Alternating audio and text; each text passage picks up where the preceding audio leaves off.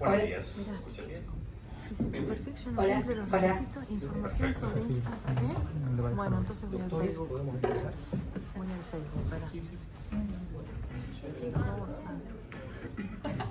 Voy al Facebook, espera, ¿dónde estamos? ¿Acá?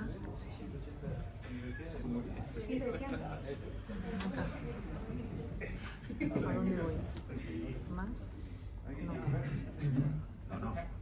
¿Será posible? No, si yo lo había puesto. ¿Vamos para acá? Está grabando. Está grabando.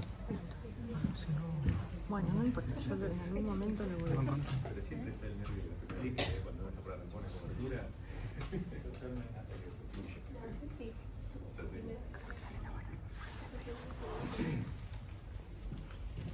Buenos días. En nombre y con la presencia de las máximas autoridades de este observatorio, el Observatorio del Delito de Trata de Personas y otros crímenes aberrantes de la Universidad de Belgrano, le damos a todos ustedes la bienvenida. Nos honran con su presencia las máximas autoridades, los creadores, los formadores de este observatorio, el decano de la Facultad de Derecho y Ciencias Sociales, el doctor Dino Beliorio, el profesor Juan Carlos Fronteras, director de la carrera de Abogacía de la Universidad de Belgrano. Damos comienzo así, de este modo, a un nuevo encuentro cultural transmitido en vivo para toda la comunidad universitaria y para la sociedad interesada, comprometida y motivada en el estudio de casos de profundo interés público y de plena actualidad. Este observatorio funciona como una especie de nave espacial que va dirigida y lanzada a la búsqueda de la verdad. Pero la búsqueda de la verdad también exige humildad intelectual, método y coraje.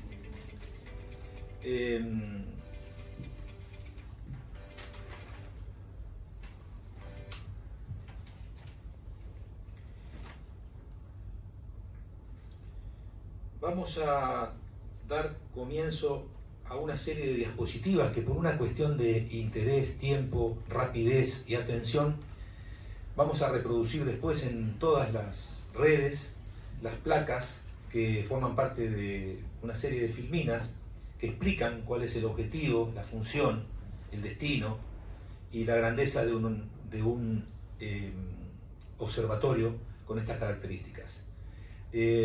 Pasamos a la 3, ahí están los fundamentos, las herramientas de trabajo que este observatorio trata de volcar en cada uno de los actos que llevamos adelante.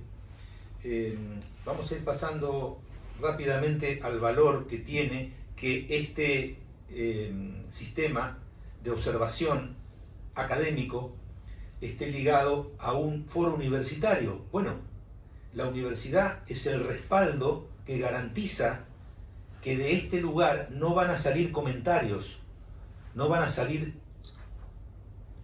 conversaciones, no van a salir ningún tipo de rebote instructivo, estudioso, que no sea nacido en las fuentes de las que la universidad se nutre, que son los conocimientos académicos, el estudio, el sistema.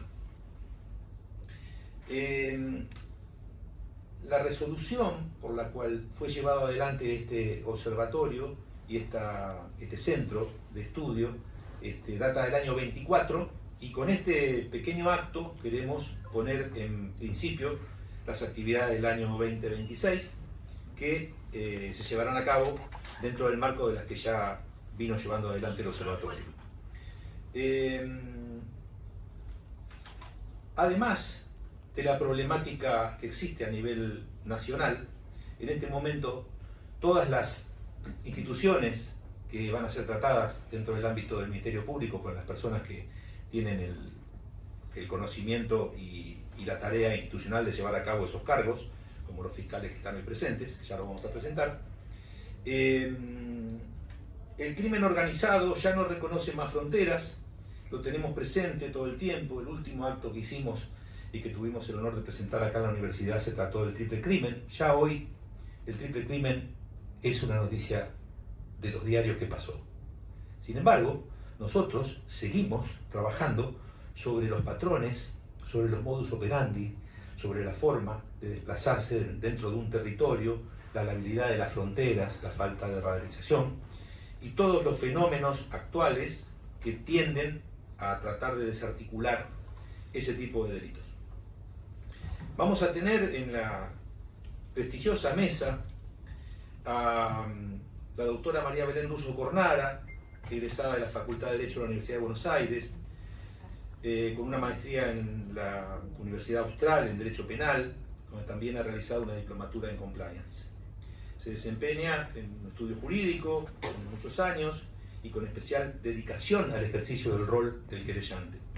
Su práctica se orienta principalmente a delitos económicos, fraude informático y otras formas de criminalidad compleja, participando en la actualidad en la tramitación de causas de gran relevancia. En su ejercicio ha priorizado el abordaje integral del derecho penal, con especial énfasis en los derechos de la víctima. Vamos a tener también una mirada muy interesante, muy importante y muy actual.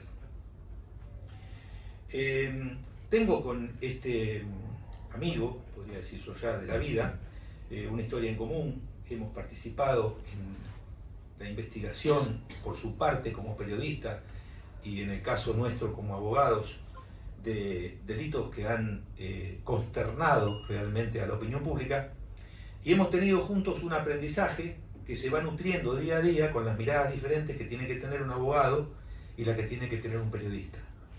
Es una persona que me consta, es un honor tenerlo entre nosotros, que trata día a día de llevar a la sociedad un pedacito de verdad, ¿no? Porque nadie tiene la verdad absoluta, pero todos tratamos de hacer de nuestro humilde lugar nuestro trabajo como corresponde. Tiene 30 años de trayectoria profesional, durante una década fue cronista y redactor en la revista Noticias, formando parte del equipo periodístico que colaboró con el esclarecimiento del crimen del fotógrafo asesinado José Luis Cabezas.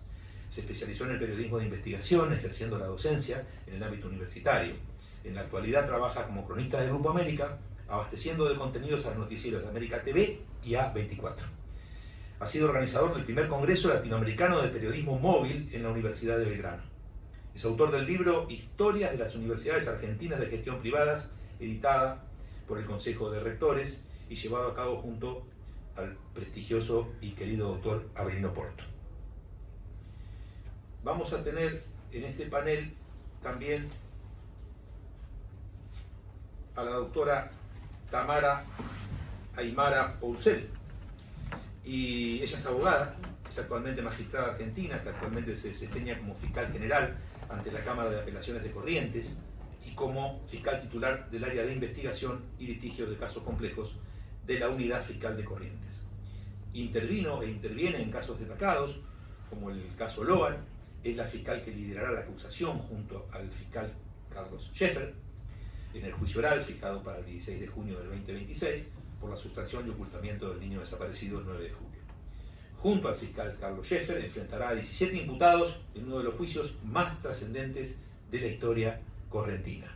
Agradecemos especialmente en este acto la presencia de María, José y Antonella, que son los padres y la hermanita de Loan. Recientemente, en una causa muy importante, detuvo, imputó y gestionó, junto con la Dirección de Migraciones y el Ministerio de Seguridad de la Nación, la expulsión de un ciudadano venezolano vinculado a esta banda criminal internacional capturada en Ituzaingó, perteneciente a la famosa banda de crimen organizado llamada Tren de Aragua. En materia de trata de personas, participó en alegatos contra redes de explotación sexual en Paso de los Libres, logrando penas para múltiples acusados. En narcotráfico intervino en condenas históricas, como los 15 años de prisión para un exprefecto involucrado en el secuestro de 10 toneladas de marihuana. Representó a la Fiscalía en juicios como el caso Trouliero, quien fue hallado culpable de abuso sexual con abuso carnal contra un soldado voluntaria que estaba bajo su mando. En la actualidad, trabaja cotidiana y diariamente en permanente conexión con los órganos del Estado y con concreto y firme apoyo a las víctimas querellantes en todos los casos, incluyendo el profundo agradecimiento que le ratifican permanentemente a los dos directores de este equipo de fiscales, que serán la familia de Loan, que serán los responsables ante el próximo juicio de representarnos a todos como sociedad. Por último, vamos a escuchar al doctor Carlos Scheffer. Él es abogado, magistrado argentino, actualmente se desempeña como fiscal general ante el Tribunal Oral en lo Criminal de Corrientes y como fiscal coordinador de distrito en dicha jurisdicción. Durante su carrera judicial y cargos, desarrolló gran parte de su carrera temprana en el Ministerio Público Fiscal de Formosa, donde trabajó como secretario de la Fiscalía de Primera Instancia y más tarde como fiscal federal de Primera Instancia en la Fiscalía número 2. Luego fue designado en Corrientes, nombrado fiscal general al Tribunal Oral en lo Criminal Federal de Corrientes, mediante decreto del 2013. En la actualidad, además de su cargo en el Tribunal Oral, ejerce funciones de coordinación en la Unidad Fiscal Corrientes, donde supervisa áreas de ejecución penal e investigación de casos sencillos bajo el nuevo sistema acusatorio. Ha intervenido en casos de gran relevancia, como en la actualidad y en trámite, por ejemplo, el caso de Loan Peña. Encabeza el equipo de fiscales para el próximo juicio oral, donde ha sostenido la hipótesis de sustracción y ocultamiento. En el ámbito de la narcocriminalidad, ha intervenido en causas complejas contra organizaciones transnacionales, como el caso de los narcoaviones en Santo Tomé, donde solicitó penas de hasta 20 años de prisión. En temas de derechos humanos, participó como fiscal de juicio en la condena al ex gobernador de facto de Formosa, Juan Carlos Colombo, en 2009. A nivel institucional, intervino en causas por maltrato en el ámbito militar, como el reciente juicio por la muerte del subteniente Matías Chirino en Paso de los Libres. Dicho esto, pasamos directamente a lo que va a ser el motivo de esta reunión del observatorio, que es el rol de la víctima en el proceso penal, no sin antes agradecer y recomendar una serie de obras y de nuevas series hechas a partir del 2021-2022, donde van a encontrar un montón de material para poder interpretar o alcanzar a entender cómo funciona la mente humana para ser parte de las organizaciones criminales y para ser parte de organizaciones del Estado, teniendo en la mente y en el corazón alguna cosa distinta, que es lo que hay que tener para llevar adelante la función académica o funcional o designada y otorgada por el Estado para cumplir con una misión, como lo que las personas que están sentadas hoy frente a ustedes cumplen en la vida cotidiana. Por último, quiero agradecer también la presencia de la licenciada Miriam Muné, subsecretaria administrativa de la DOVIC. La DOVIC es la Dirección de Acompañamiento de Víctimas del Ministerio Público Fiscal. Doctora, muchas gracias. Y también dentro de las funciones del observatorio está difundir aquellas obras, aquellos trabajos académicos y destacados, sobre todo llevados adelante por destacados juristas y juristas argentinas, que es, por ejemplo, el trabajo de la doctora Patricia Colombo, Ejecución de la Pena Privativa de Libertad, es su último libro. Lo recomendamos también para tener una comprensión de cómo funciona el derecho penal en toda su extensión. Sin más, pasamos, le cedo la palabra a la doctora María Belén Russo Cornara y adelante, comienza el acto. Muchas gracias, Alejandro. Bueno, lo importante de este observatorio del día de hoy es el rol de la víctima en el proceso penal. Y lo primero que ocurre cuando comienza una investigación es que comienzan las dudas con el círculo personal de la persona en la que se dio el hecho. Entonces, específicamente voy a hacer mención del caso de Loan Peña.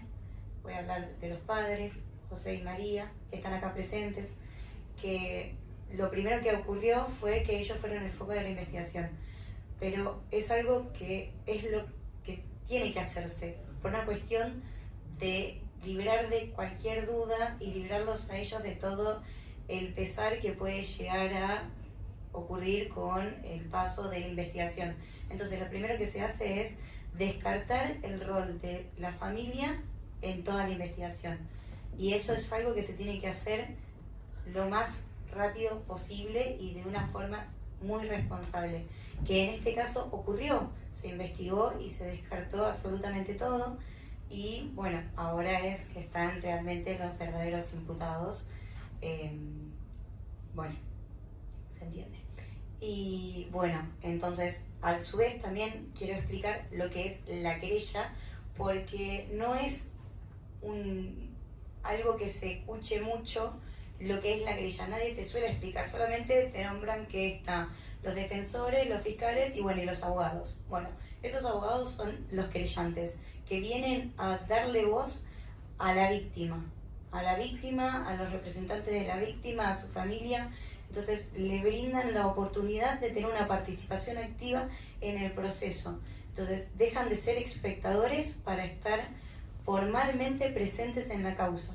Nosotros específicamente lo que estuvimos haciendo en la etapa de instrucción fue impulsar todas las medidas necesarias para llegar a poder encontrar a Loan. Entonces, por eso es la importancia, porque no es solamente el punto de vista de la Fiscalía, que en este caso tuvimos el honor de tener unos excelentes fiscales en la investigación y también ahora en este proceso, que están del lado de la familia, están del lado de la víctima, están del lado de Loan, que aunque parece obvio, no suele ser siempre de esa manera. Y es un honor poder tener a este equipo en esta causa tan importante y con una búsqueda tan activa actualmente. Y bueno, después lo que nosotros también como la parte de la víctima es que no estén todo el tiempo detrás de ellos, persiguiéndolos. Hay muchos casos, hemos estado en casos junto con el estudio jurídico, que directamente la víctima se tuvo que mudar de la provincia en donde estaba porque empezó a ser la vista de todos. Todos tenían de repente opiniones para dar de esa persona, entonces tuvieron que mudarse del lugar de donde estaban, de su punto. Entonces todo este acompañamiento y esta protección de la víctima es muy importante para que se le dé la visibilidad y la participación necesaria, porque no es que son un estorbo en la causa, sino que es la parte elemental, es lo que hace a la humanidad de la causa. La fuerza de la causa es la familia y la víctima.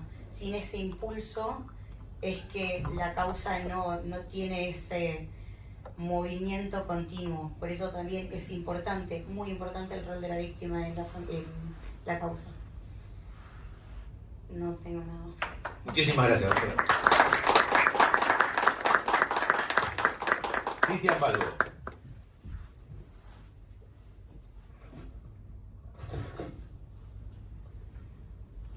Buenos días. En mi caso, por primera vez, voy a dar lectura de un documento, porque quiero ser muy preciso en cada una de las palabras. Ustedes saben que como cronistas de calle, nuestra oficina justamente es el lugar de noticias, el cara a cara con las noticias. Y a lo largo de toda la semana, entre cobertura y cobertura, a través de mi dispositivo móvil, fue armando este documento que quiero leérselos y agradecer en primera instancia a los padres de Loan Danilo Peña y a la hermana que estén presentes para escucharnos en estos momentos. Es un documento que lo había impreso, pero prefiero leerlo desde aquí. Buenos días. En mi rol como licenciado en periodismo egresado de esta Casa de Altos Estudios y vocación como cronista de calle hace más de 3 décadas, hoy es el turno de exponer en un contexto sensible, convocados por este flamante observatorio académico de trata de personas y otros delitos aberrantes, fundado por la Facultad de Derecho y Ciencias Sociales de la Universidad de Belgrano. Si hablamos de acompañar a las víctimas en procesos judiciales y en virtud de este valioso panel que me invitaron a compartir, les propongo focalizar en lo que en base a mi experiencia profesional considero urgente. Las coberturas periodísticas realizadas en las provincias de Corrientes y Córdoba por las desapariciones de Loan Danilo Peña el 13 de junio de 2024 y de Lian Gael Flores Zoraide el 22 de febrero de 2025, de quienes a la fecha no hay certeza del por qué quedaron fuera de la esfera de custodia de sus padres, ni indicio alguno del paradero de ambos menores, son claros ejemplos que nos obligan a presentar, como profesionales de la información, nuestra metodología de trabajo aplicada para colaborar en la búsqueda de la verdad y del acompañamiento de las víctimas. En nuestro caso no se basa solo en informar, sino en hacerlo con responsabilidad, con rigor y con profundo respeto por las personas afectadas.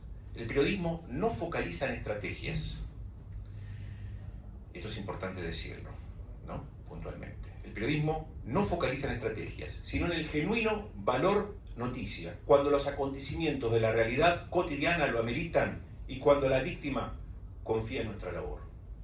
Vale aclarar que el cambio de paradigma profundo en el acceso y distribución de la información, sobre todo a través de plataformas digitales, despertó la atención inclusive de la audiencia internacional para sumergirse en el consumo de noticias locales vinculadas al crimen organizado y focalizar la atención en víctimas sin fronteras. El Homo Videns de fines del siglo XX, con su sociedad teledirigida, obra del prestigioso profesor Giovanni Sartori, obra que está en la biblioteca de mi hogar, en donde la palabra se presentaba destronada por la imagen, en la actualidad nos ubica en lo que podríamos bautizar como el Homo Redes, que suma a la audiencia como protagonista, eleva su voz en forma virtual y ubica a las víctimas como narradoras de su propio dolor sin filtro. Un golpe bajo para quienes barajan las cartas del delito pretendiendo ocultar la verdad. En un terreno hostil para la comunicación, la lógica de posibles operaciones de contrainteligencia, logrando la interferencia criminal en las investigaciones con la instalación de pistas falsas, desinformación estratégica y ataques sistemáticos, directos, son un llamado a atención, no solo para nosotros los periodistas, sino para la propia justicia, quienes también pueden convertirse en potenciales víctimas de quienes pretenden entorpecer. Son causas complejas. Hablamos de menores de edad. No hay víctima que amerite mayor atención. En la causa Loan, a 2 años de su desaparición, desde el 16 de junio, se va a juzgar a 7 personas por el delito de sustracción y ocultamiento, con penas que van de los 5 a 15 años de prisión. La investigación encierra un gran misterio, con múltiples hipótesis que todavía no se descartan. Una buena noticia. Esto es muy importante, le demos buenas noticias también, ¿no? La esperanza se renovó para la familia, con el fallo de la Sala Tercera de la Cámara Federal de Casación Penal, que tipificó en los tribunales de Comodoro Pi, donde estuvieron presentes los padres de Loan, la lógica del delito permanente, en base a tratados internacionales hasta que no se sepa qué ocurrió y dónde está su hijo. Una hazaña judicial histórica, fruto de la labor de una querella responsable. La ausencia de Loan es su mayor presencia, refirió el colega Jorge Fontevecchia cuando entrevistó a los padres en su visita a Buenos Aires. Valiosa reflexión de Fontevecchia. Por su parte, en la causa Lian, cuando todo parecía encarrilado para llegar a buen puerto, con una alerta Sofía difundido en tiempo y forma, territorio perimetrado, testigos sin contaminar, ni presuntos encubridores a la vista, la justicia no logró prueba suficiente para imputar a sospechosos y el expediente parece empantanado, lejano a ser sometido a juicio oral. Los estándares internacionales promovidos por organismos como UNICEF, la UNESCO y la Organización Mundial de la Salud son claros. El interés superior del niño debe ser siempre la prioridad. Esto significa que cada palabra que elegimos para informar tiene que contribuir a su protección, nunca a una exposición innecesaria. Desde la evidencia en salud mental sabemos que la desaparición de un menor genera un impacto emocional profundo. La familia atraviesa un estado de angustia extrema, muchas veces acompañado de desorientación, miedo e incertidumbre. En este contexto, cualquier insinuación, cualquier pregunta fuera de lugar o cualquier juicio implícito puede transformarse en una carga adicional. Por eso es fundamental evitar toda forma de revictimización. Al referirnos al niño o a la niña, hablamos de una persona con derechos y no solo de un caso. Evitamos especulaciones, evitamos detalles que no aportan a la búsqueda y nos enfocamos en la información que puede ser útil, siempre dentro de los límites que establecen las autoridades y el respeto por su integridad. Respecto a la familia, nuestro rol no es interrogar desde la sospecha, sino acompañar desde el respeto. No corresponde en este momento sugerir responsabilidades ni exigir explicaciones en medio del dolor. La ética periodística nos exige comprender que están atravesando una de las situaciones más difíciles que puede vivir un ser humano. En cuanto al plano institucional, es importante mantener la claridad, informar sobre hechos confirmados, distinguirlos de cualquier interpretación y evitar conclusiones apresuradas. La responsabilidad de investigar recae en las autoridades competentes, aquí presentes. La nuestra es comunicar con precisión. Este es un momento donde el periodismo debe estar a la altura de su función social, no amplificar el miedo, no alimentar el prejuicio, no convertir el dolor en espectáculo, sino por el contrario, contribuir a una comunicación que sea útil, respetuosa y humana.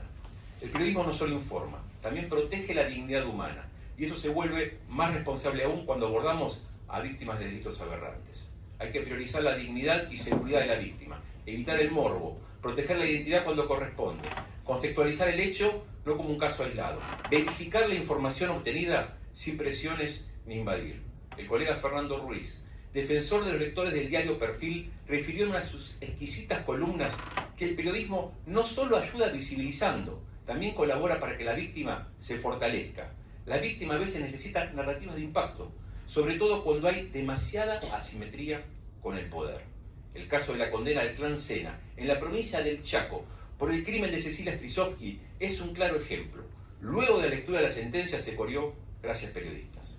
El meticuloso monitoreo de expresión de FOPEA, que reúne a 600 colegas de todos los rincones del país con un claro y evidente espíritu federal, es prueba del compromiso asumido. En lo que va del 2026 ya hubo 56 ataques a la libertad de prensa. La clasificación incluye discursos estigmatizantes, ataques a la integridad, censura, abuso de poder estatal, acciones judiciales civiles o penales, ataques contra los bienes y uso abusivo de la publicidad oficial.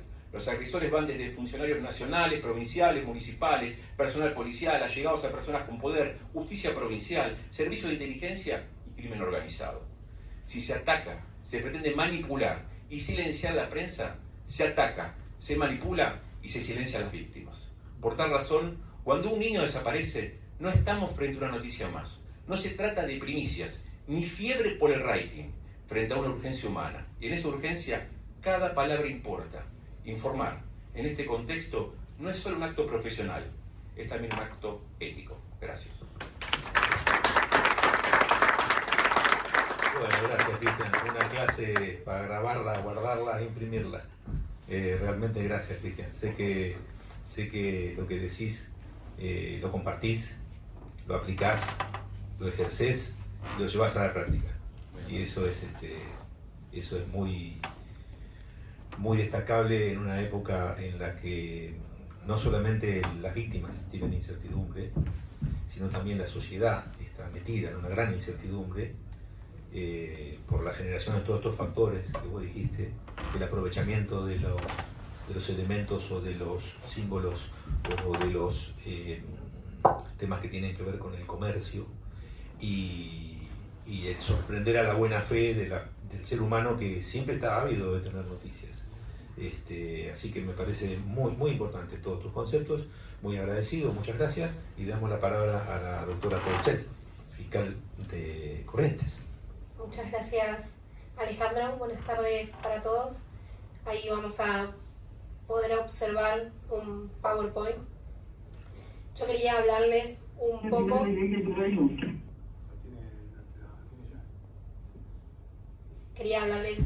de lo que es hoy el proceso penal, que el proceso penal hoy, sin colocar a la víctima en un rol central, que es lo que debe tener, resulta totalmente anacrónico y resulta injusto a nuestro modo de ver. Históricamente el sistema penal siempre se basó, su foco tradicional fue concentrarse en la figura del imputado y dejó siempre a la víctima en un rol totalmente secundario, es decir, como un objeto de prueba. Ese objeto de prueba significaba justamente despojarla de su dignidad, callarla su voz y de una indemnización o una reparación que siempre tuvieron el derecho de tener. Es así que desde el Ministerio Público Fiscal, desde la Fiscalía a la cual pertenezco, junto al doctor Schaffer, siempre entendimos que no hay persecución penal que sea legítima sin una respuesta integral hacia la víctima. Es por ello que quería hablarles un poco de un caso que para nosotros marcó un antes y un después a nivel nacional y que sucedió en nuestra provincia, que es conocido el caso como Jiménez y Alessio. En este caso tuvimos 8 personas que fueron víctimas, una de ellas menores de edad, fueron víctimas de trata de explotación laboral, en la cual habían sido captadas desde la ciudad de Misiones. Son personas con una muy escasa instrucción, muy vulnerables económicamente. Fueron trasladadas de manera engañosa a un monte forestal aislado a más de 20 kilómetros de Paso de los Libres, de Corrientes. vivían en unas chozas de madera, de cartón que ellos mismos habían realizado, en la cual trabajaban hasta 40 horas, 40 días sin remuneración, 12 horas diarias, y nunca tuvieron remuneración alguna. Es decir, que para nosotros fueron totalmente cosificadas. Ahí podemos ver dónde vivían. Estas eran chozas que ellos mismos hacían dentro de este campo forestal y eran en las condiciones que se encontraban. Es por eso que frente a este escenario entendimos que la respuesta penal de castigar y de lograr una pena no reparaba en este perjuicio. En el video que vamos a ver a continuación van a poder observar justamente eso que se menciona ahí, que es que comían carne en mal estado, que pasaban hambre, que se mojaban y que trabajaban 14 horas de trabajo por 150 pesos, los cuales tampoco le habían sido abonados. Ahí vamos a poder observar el video. Hace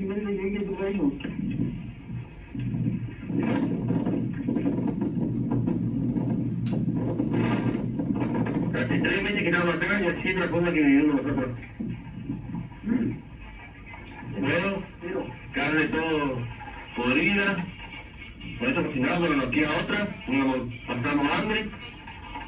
Esta es nuestra mesita. Acá están las verduras, el suelo, el aceite que ocupamos, grasa, bueno, cuando tenemos otro lugar. Acá es la otra mesa. Este es nuestro mate. Este es donde nosotros nos servimos para comer. Así son. Agua del arroyo. Y esta es la pieza. Como verán, un desastre. Cuando llueve, se moja todo el piso, todo embarrado, entra humedad, de la cama, hace humo del piso, ponemos todo juntos, la mercadería todo tirado ahora del gasoil, de la nafta, por no tenemos otro lugar. Hace 3 meses que estamos acá y no nos pagan, porque no tienen plata. Pero para eso venimos a pasar nosotros a sufrir acá en el monte.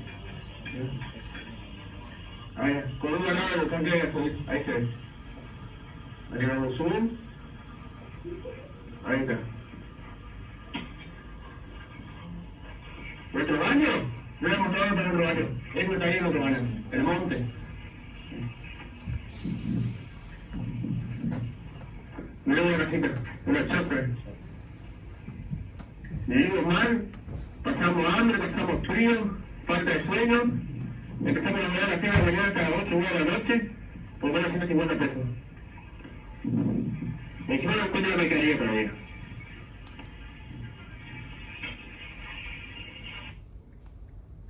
Bueno, en este video pudieron observar cómo estaban ellos. Este video fue filmado por una de las víctimas con un celular muy viejito que tenía en ese momento. Ellos, 2 de esas personas lograron escaparse del lugar y pedir ayuda. Y es así como pudimos lograr con el rescate de estas personas.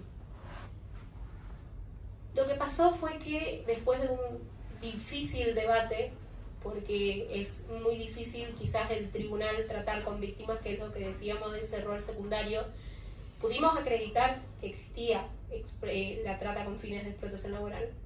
Pero como entendimos desde el Ministerio Público Fiscal, desde la Fiscalía de Corrientes, que justamente esta condena no bastaba para reparar ese daño, solicitamos una reparación del daño a las víctimas, una indemnización por el tiempo que ellos habían estado en ese lugar, el cual lo habíamos trabajado justamente con la Procuraduría de Trata de Explotación de Personas, PROTEX, y con la Dirección de Recupero de Activos del Ministerio Público Fiscal.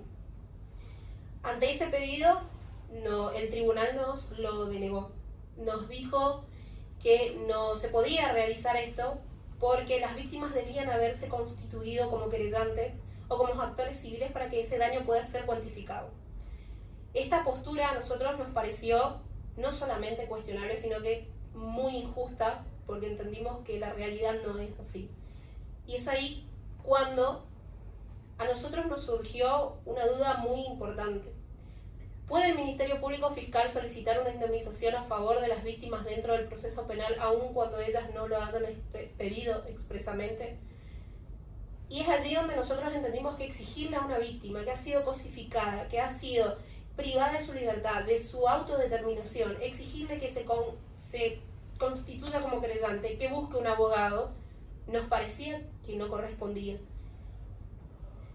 Es ignorar el evidente estado de vulnerabilidad que tiene la víctima y justamente esa asimetría que tiene siempre con su explotador. Es por eso que desde la Fiscalía actuamos como teníamos que hacerlo.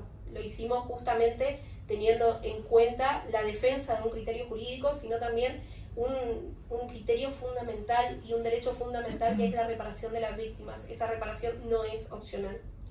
Es por eso que fuimos hasta casación con esto. La Sala Cuarta de Casación Penal entendió que teníamos razón, anuló esta sentencia y ordenó la reparación del daño a las víctimas. Y señaló algo muy trascendental, que el artículo 29 del Código Penal justamente establece que esto se puede hacer de oficio, que la reparación del daño se puede solicitar un magistrado de oficio, basándose también en las facultades que tiene el Ministerio Público Fiscal, en el Protocolo de Palermo y en las 100 reglas de Brasil.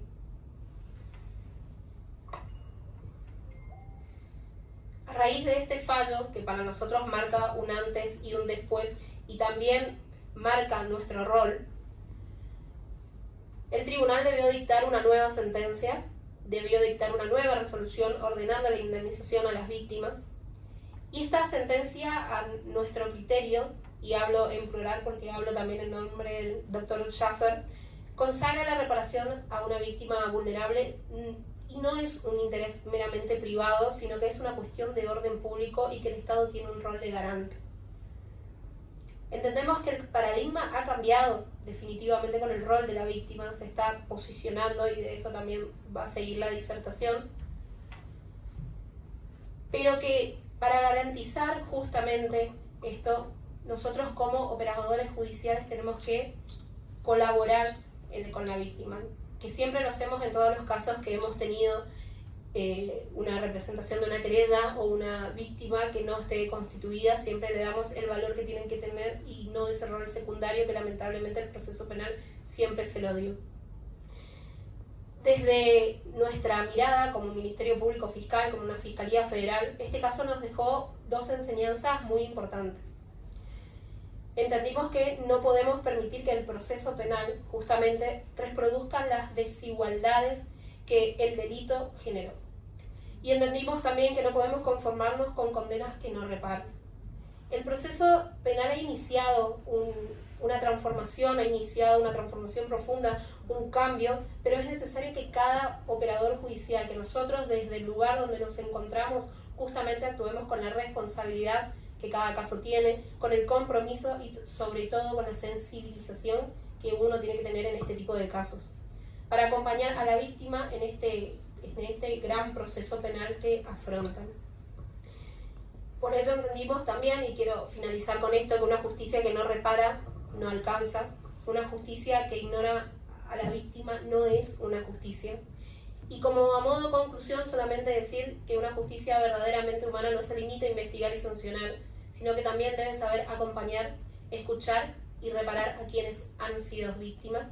Y ese es nuestro propósito también desde el Ministerio Público Fiscal y desde la Fiscalía a la cual pertenezco. Así que, antes que nada, agradecer por la invitación. Muchas gracias, Alejandro, y eso es todo. Muchas gracias. Bueno, muchísimas gracias, doctora.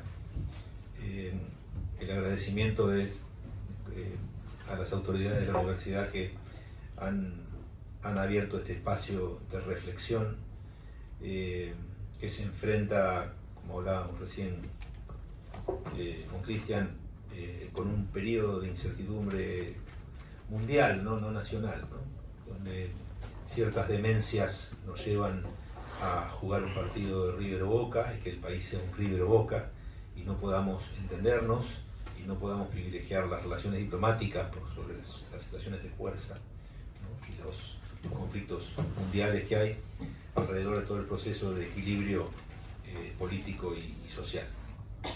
Bueno, finalmente vamos a escuchar las palabras de una persona con la cual tuve el inmenso placer de conocer en Corrientes, a raíz de un caso que forma parte del ámbito profesional privado, pero ya es un caso de interés mundial, como lo ha representado la sociedad en sus múltiples expresiones.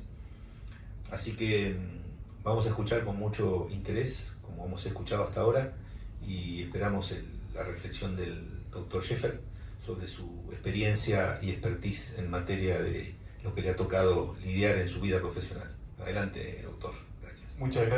Muchas gracias, doctor Alejandro Becchi, muchas gracias a la autoridad, a la universidad. Para mí un placer, un lujo, y bueno, un lujo compartir panel con estas personas que realmente están interesadas. A nosotros quiero contarle que el tema de la víctima no es un tema que nos pasa por arriba, digamos, un tema que realmente nos interesa.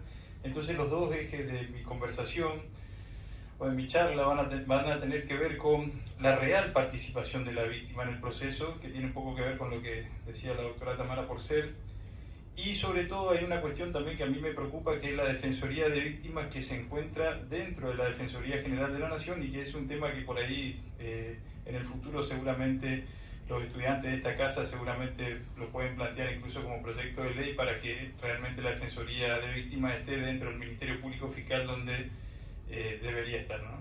Eso un poco también se van a entrelazar los dos temas, pero son interesantes.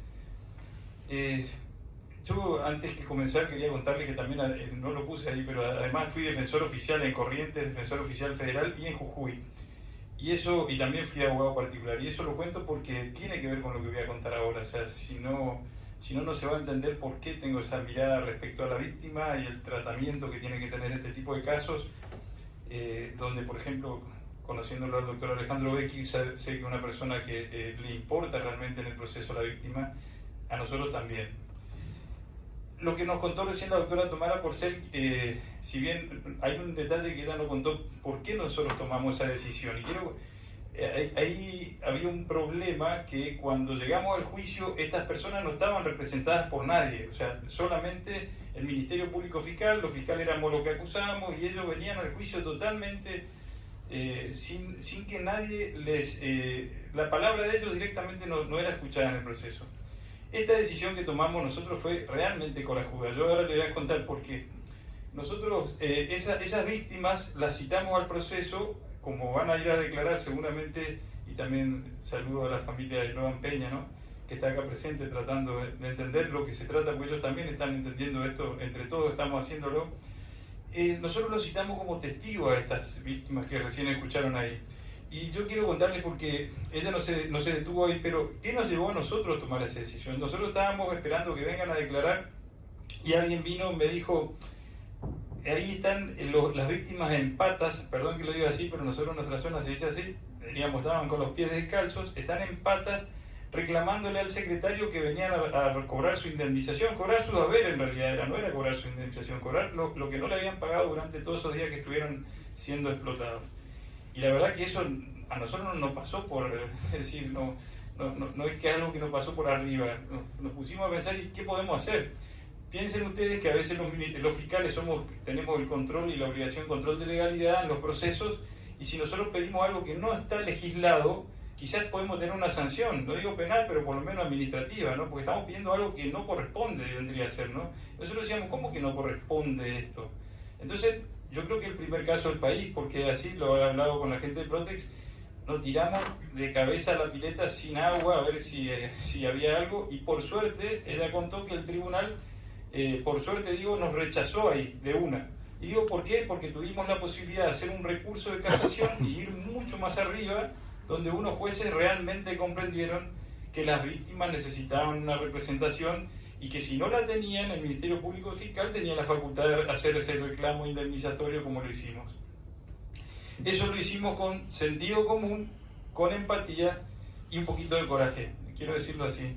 Y después, segundo hecho, antes de comenzar la charla, también quiero contarles, nos pasó hace muy poquito. Y esto lo estoy contando porque la ley de víctimas es del año 2017, estamos en el 2026, y todavía tenemos algunos jueces que no entienden, o algunos operadores judiciales, no voy a echar la culpa solo a los jueces, que no entienden que la víctima realmente es la protagonista del proceso. O sea, si la víctima no es la protagonista, entonces ¿qué estamos haciendo en ese juicio? A veces esa es la pregunta que me hago cuando me veo a mi caso.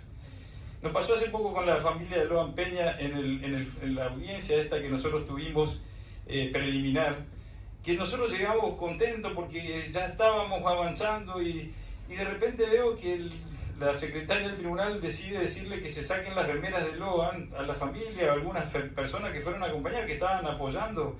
La verdad que nos miraban, y eso a nosotros quiero contarles que nos sorprendió de una manera increíble, de tal forma que dijimos, ¿qué podemos hacer? Porque todos me miraban y decían, doctor, miren, nos están sacando la remera. Yo, para mí es como que me saquen el tatuaje de mi viejo, qué sé yo, no sé. Una persona que yo quiero me están sacando de nuevo, y sobre todo por el caso que es, ¿no? Entonces nos pusimos a pensar con la doctora Tamara Porcel, y nos pusimos a pensar, y yo digo, bueno, acá lo que tenemos que plantear es que está vigente la alerta Sofía.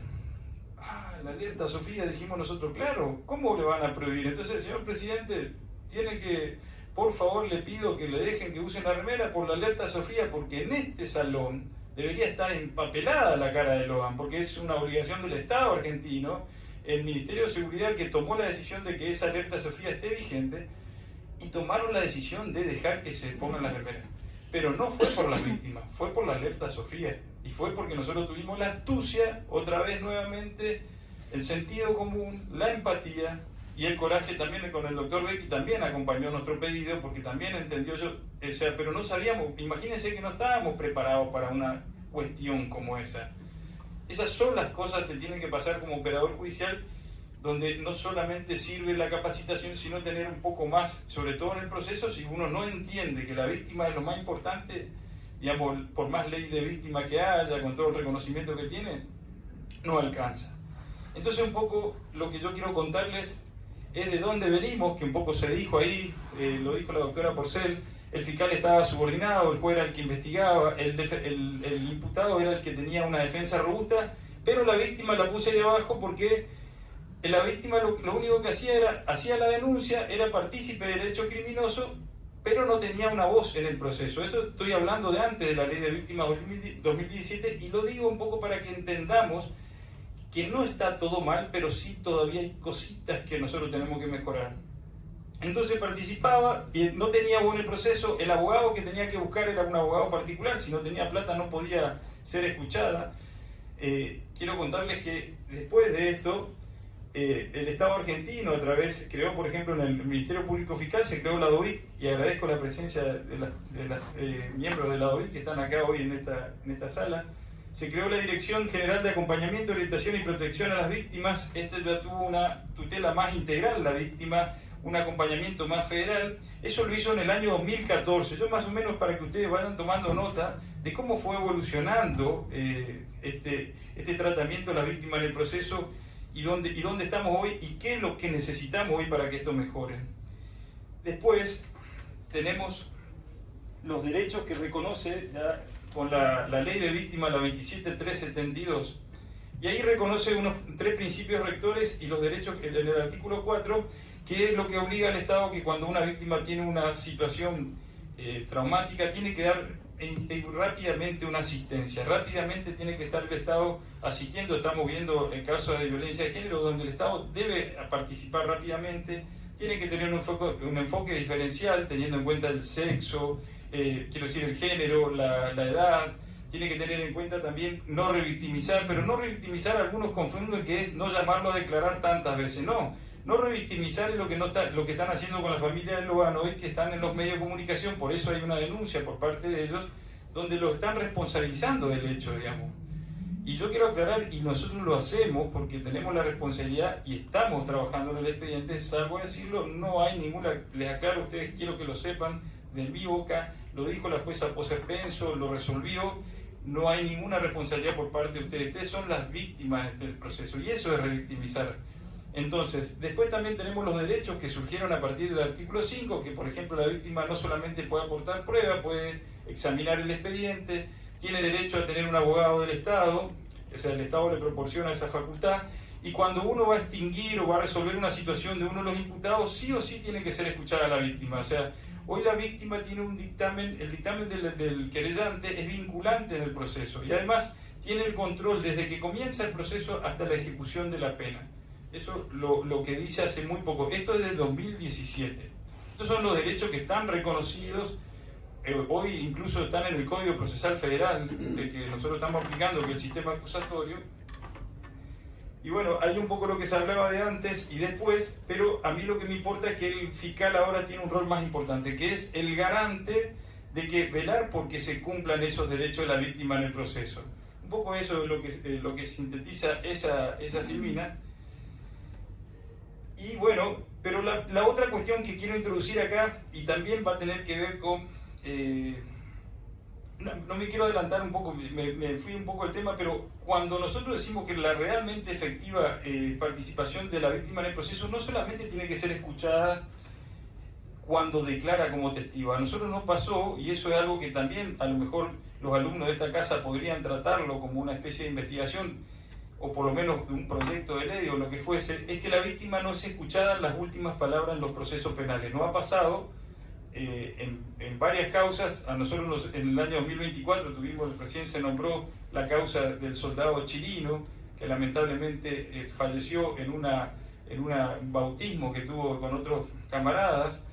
Esa causa a nosotros también nos atravesó mucho, y cuando nosotros llegamos a la parte final del juicio, donde estaban las últimas palabras, el papá de Chileno pidió para hablar. El tribunal no lo escuchó. Quiero remarcar esa diferencia porque en el caso de Logan Peña sí tuvimos por lo menos jueces de la Cámara de Casación Penal con sentido común que lo dejaron hablar. Y quiero nombrar a los jueces que lo hicieron, y quiero nombrar al fiscal que los acompañó. Fue por pedido nuestro, por el pedido de la querella, de Belén, de Alejandro. Y los jueces son Barrota Beña, Maíquez y Geminiani, y el doctor Ple, que es el fiscal de Casación Penal. Actuaron nuevamente con sentido común y lo dejaron, antes de resolver si la causa seguía o no, lo escucharon a las víctimas. Eso es lo que tiene que pasar en el proceso, pero como no está regulado, muchos jueces en los tribunales nos dicen que no pueden hablar en las últimas palabras, pero sí puede hablar el imputado. Entonces ahí hay un plano de desigualdad. Eso no está legislado, pero debería hacerlo, y si no está legislado, tiene que aplicarse el sentido común. Si yo te dejo imputado hablar las últimas palabras, también te tengo que dejar hablar, en este caso, a la víctima. Eso no me quería adelantar porque me parece que es muy interesante, y ahora sí vengo con el tema de que la Defensoría de Víctimas se encuentra dentro del Ministerio Público de la Defensa, que también ahí nosotros vemos. Yo lo que quiero decirle en principio, que si bien hay muchas transformaciones, hemos mejorado un montón, están las leyes, yo soy muy optimista con lo que está pasando, pero aún así quedan estos detalles para resolver. Este es uno, donde la Defensoría de Víctimas se encuentra dentro del Ministerio Público de la Defensa y tienen obviamente intereses antagónicos. Es decir, el Ministerio Público de la Defensa esencialmente lo que hace es defiende a las personas acusadas de cometer delitos, y en el caso del Defensor de Víctimas un poco quiere la reparación económica, quiere la justicia de ese caso, y en ese caso ahí es donde justamente ahí se desnaturaliza el sistema, digamos, porque esencialmente y naturalmente el Defensor de Víctimas debe estar en el Ministerio Público Fiscal. Ahí es donde yo hablo de la coherencia procesal, porque tienen intereses concurrentes, y por el otro lado el mandato legal también que existe, la 27148, artículo 9, inciso F, nos obliga a nosotros los fiscales a velar por estos derechos de la víctima en el proceso. Por lo tanto, entonces, eso debería ser tratado nuevamente. Hoy la ley que está es que, lamentablemente, a pesar de que hay muy buenos defensores de víctimas, está dentro del Ministerio Público de la Defensa, y a veces las víctimas tienen que concurrir al mismo lugar donde concurre el imputado, porque estructuralmente las estructuras del lugar no acompañan. Entonces está la víctima y el victimario quizás en el mismo salón, entrevistándose con el defensor de víctima y el defensor oficial que tiene, ¿no?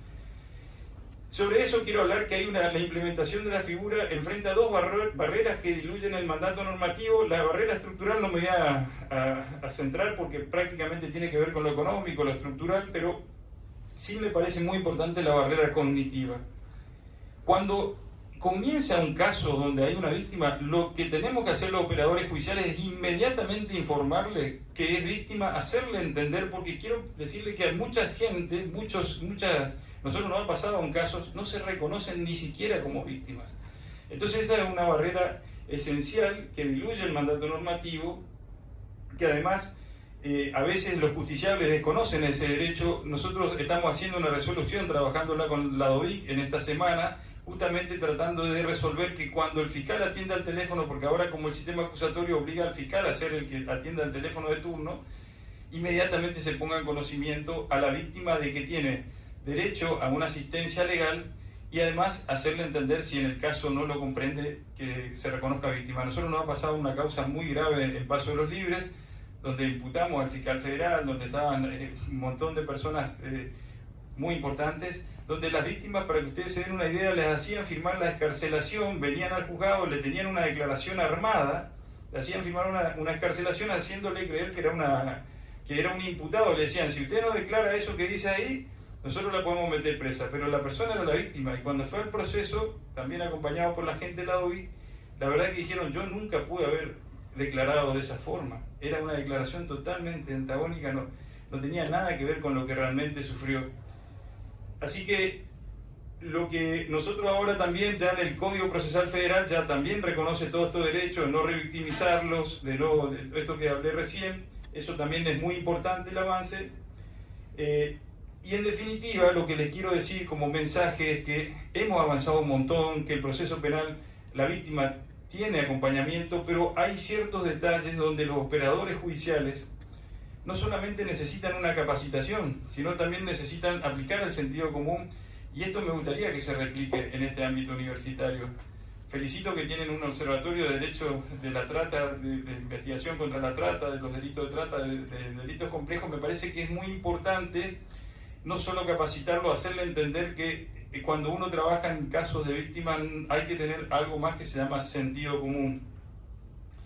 En ese sentido, entiendo que tiene que haber cambios de normas en cuanto a que la Defensoría Pública, como ya lo dije, la Defensoría Víctima esté dentro del Ministerio Público Fiscal.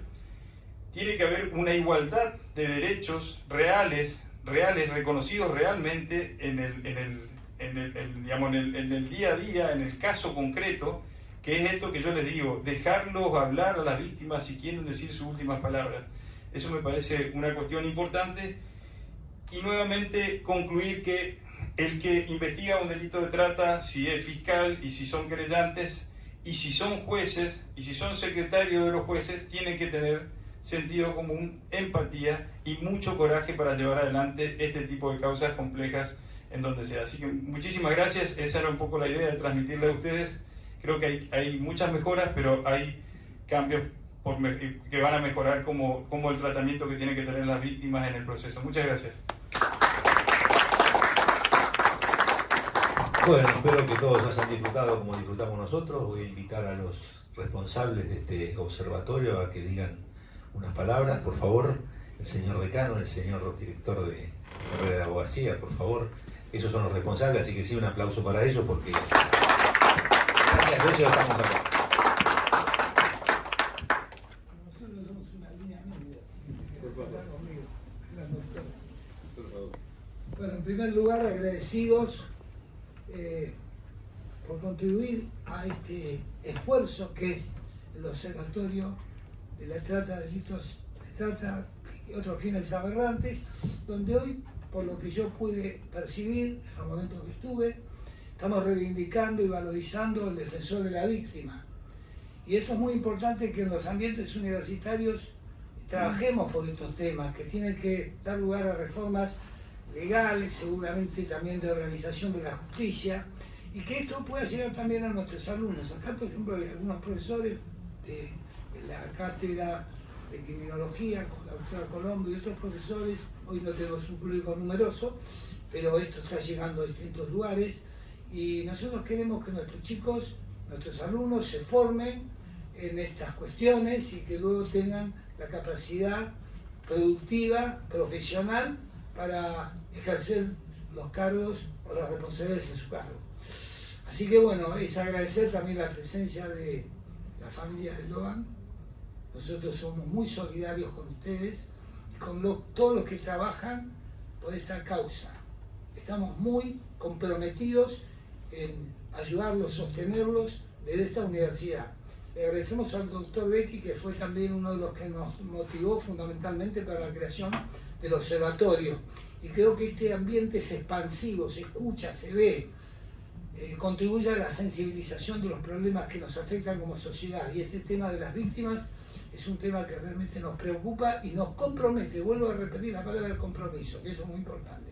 Por eso también agradecemos mucho a los periodistas tan reconocidos de tanto tiempo, Cristian Balbo, y también las personas de la Fiscalía que acá nos acompañan. Quiero que también Juan Carlos, que es un líder también de la formación de abogados en esta universidad, diga algunas palabras porque él está muy comprometido también. Y la palabra, estamos repitiendo conceptos, pero es también un poco el fruto de nuestra emoción, de nuestro compromiso. Muy breve. Creo que en este ámbito volvemos a la esencia de la universidad, que es reunirnos profesores y alumnos junto con la comunidad, ¿no?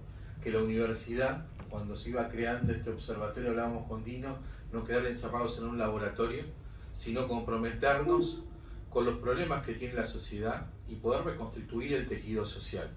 Nuestros estudiantes, cuando llegan al primer año, como lo hicimos todos cuando estudiábamos Derecho, buscamos hacer justicia, ¿no? Y ese es un valor que no tenemos que perder ni como estudiantes y luego como abogados.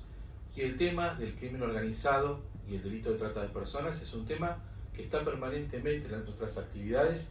Recientemente generamos un ciclo de grandes maestros del derecho en nuestra facultad y el doctor Ricardo Basílico trató específicamente la cuestión del crimen organizado y la trata de personas, y tenemos una línea de investigación con un proyecto que se va a ampliar a un segundo proyecto de investigación que trata este tema específicamente. Así que a los padres del BAN espero que haya justicia, aquí tenemos a los fiscales y a los jueces para hacerlo, y bueno, y como ciudadanos estamos esperando eso. Gracias. Sí. Otra cosa que quiero marcar, que algunas veces se deja un poco de lado, es cuáles son las funciones universitarias. Que la docencia es fundamental, es esencial para la formación de estos chicos, pero hay otra función que el doctor insinuó o dijo, que es la función de investigación. Y la otra es la extensión, que el alumno se comprometa en los problemas sociales, se les haga carne y entonces sea comprometida su actividad formativa, no solamente con la teoría, la práctica, la investigación, sino el protagonismo directo en los problemas. Y en eso está muy comprometida también nuestra universidad. Así que estamos muy orgullosos de tener esta universidad, que sabemos que es abierta y que es muy sensible a estos temas que hoy nos convocan, porque fundamentalmente hoy estamos acá por lo bajo.